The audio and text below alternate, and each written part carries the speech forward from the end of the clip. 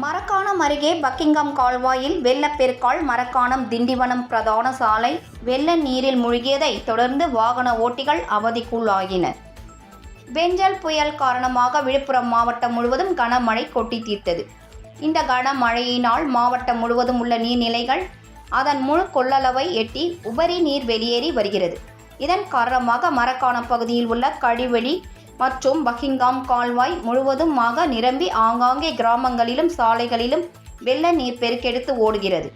அந்த வகையில் மரக்காணம் பக்கிங்காம் கால்வாய் அருகே மரக்காணத்தில் இருந்து திண்டிவனம் செல்லக்கூடிய பிரதான சாலையில் வெள்ள நீர் பெருக்கெடுத்து ஓடுகிறது. இதனால் அப்பகுதியில் செல்லும் வாகன ஓட்டிகள் கடும் சிரமத்திற்கு ஆளாகி உள்ளனர்.